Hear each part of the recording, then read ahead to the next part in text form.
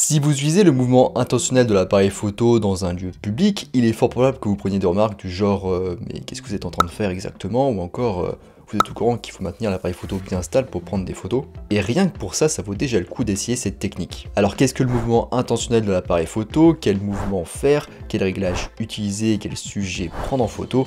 Et bien c'est ce qu'on va voir ensemble dans cette vidéo. Allez en avant, Guingamp.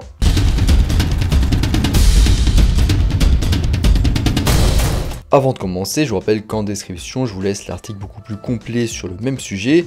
Et aussi, je vous rappelle qu'en description, vous pouvez accéder toujours à ma formation gratuite sur les bases de la photographie. Alors, qu'est-ce que la photographie par mouvement intentionnel? Henri Cartier-Bresson disait « La netteté est un concept bourgeois ». En général, en photographie, on cherche à obtenir une photo la plus nette possible.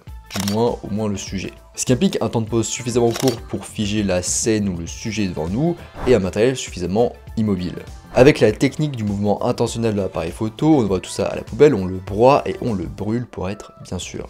Ici, on va plutôt bouger intentionnellement du coup notre appareil photo pour créer du flou de bouger, on va aussi allonger notre temps de pause pour enregistrer plus facilement du flou de mouvement. Ces deux paramètres vont nous permettre de produire des effets de flou directionnel. Et même dans certains cas, les résultats sont comparables à de la peinture.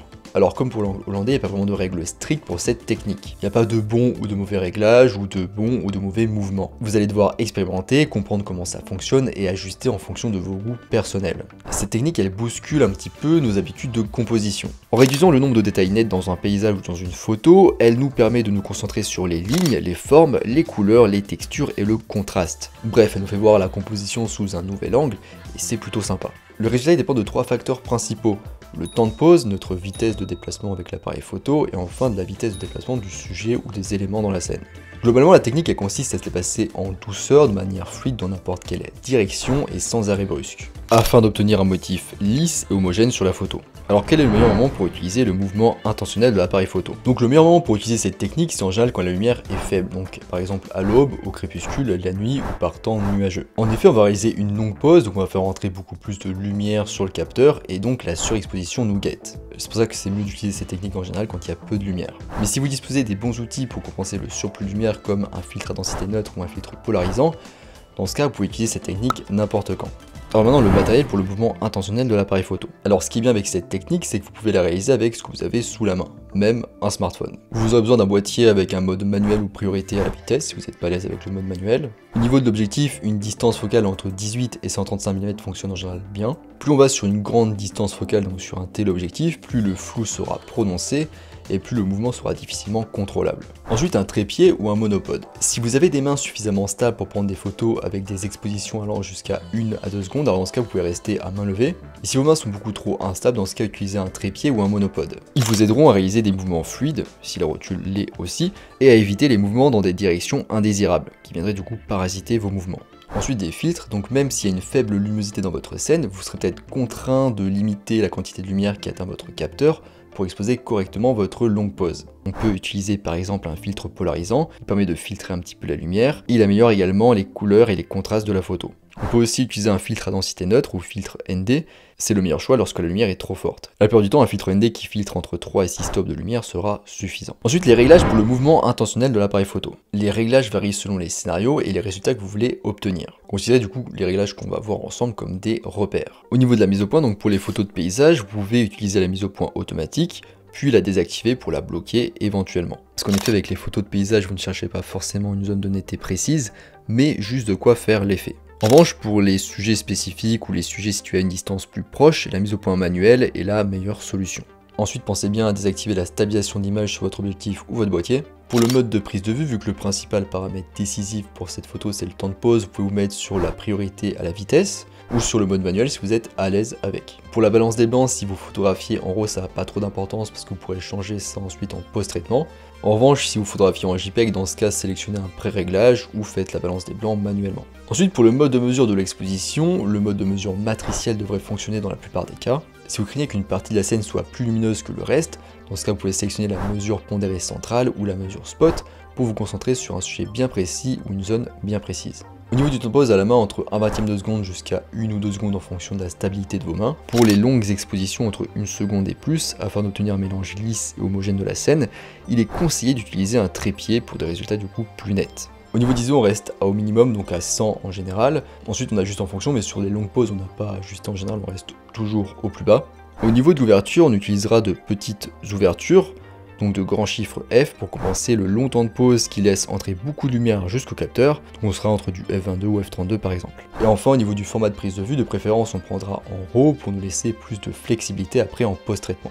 Maintenant, les 8 techniques de mouvement intentionnel de l'appareil photo. Alors pour que cette technique soit réussie, peu importe le mouvement qu'on fait, le plus important c'est de bien appuyer le mouvement. La photo finale doit clairement montrer l'intention de mouvement et ne pas ressembler juste à une photo floue. Pour la composition, vous cadrez comme vous le feriez habituellement. Alors déjà on a le panoramique vertical, horizontal et diagonal. Vous pouvez déplacer la caméra verticalement, horizontalement ou diagonalement en un seul mouvement fluide. Si vous recherchez un effet bien lisse, vous devez vous assurer qu'il n'y a pas de mouvement de haut en bas pour le mouvement horizontal et de gauche à droite pour le mouvement vertical. Un temps de pause de 1/20 de seconde peut suffire avec ce mouvement. Tenez votre appareil photo à la hauteur des yeux, avec les deux mains, rentrez vos coudes et pivotez. Si vous n'avez pas les mains stables, un trépied ou un monopode avec une tête fluide vous aidera. Alors une petite astuce quand on fait cette technique, c'est de ne pas déclencher dès le début et de faire le mouvement, mais de commencer à faire le mouvement puis déclencher. Ça permet un balayage en douceur sans interruption ni à coup. Vous pouvez en plus du mouvement horizontal suivre un sujet pour faire un effet de panning horizontal ou de panoramique horizontal. Ensuite on a la rotation. Vous pouvez également essayer de faire tourner l'appareil photo autour d'un axe pendant la prise de vue.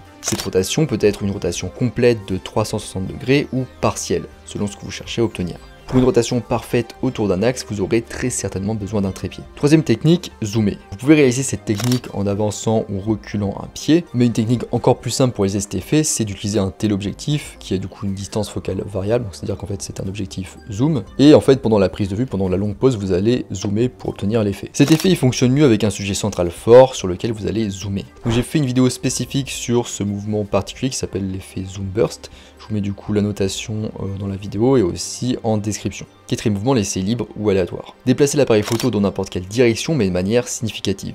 Cette méthode est la plus difficile à utiliser efficacement. Parce qu'en effet, on obtient souvent des choses un petit peu qui ressemblent à rien. Ça peut plaire à certains, mais pas à tout le monde. C'est le meilleur moyen en général d'obtenir une photo très désordonnée, où il n'y a pas de réel point d'intérêt. Cinquième mouvement, l'arrêt et panoramique.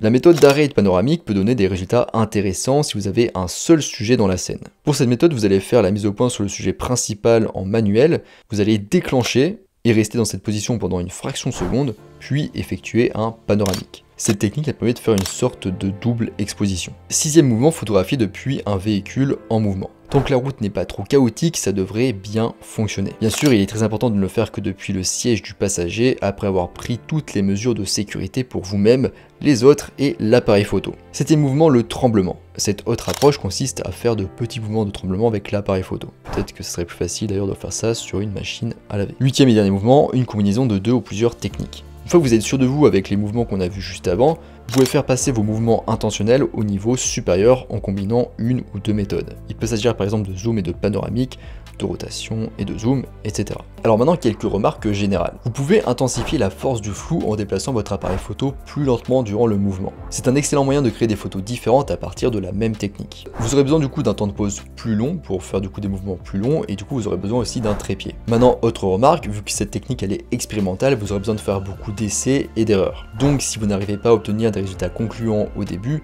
c'est normal, ne vous découragez pas. Pour finir, je vous laisse une liste de sujets qui fonctionnent bien avec le mouvement intentionnel de l'appareil photo, je vous mets ici. Mais vous pouvez aussi retrouver toute cette liste de sujets dans mon article que je vous laisse en description. On arrive à la fin de cette vidéo sur la technique du mouvement intentionnel de l'appareil photo. Si vous êtes en manque d'inspiration pour votre prochain projet photo ou si vous voulez faire jaillir votre créativité, c'est une excellente technique à essayer au moins une fois. Je vous rappelle qu'en description, je vous laisse l'article beaucoup plus complet sur le même sujet et que vous pouvez aussi retrouver en description ma formation gratuite sur les bases de la photographie. Moi je vais ici à vos mouvements de caméra intentionnels et je vous dis à bientôt sur les internets mondiaux.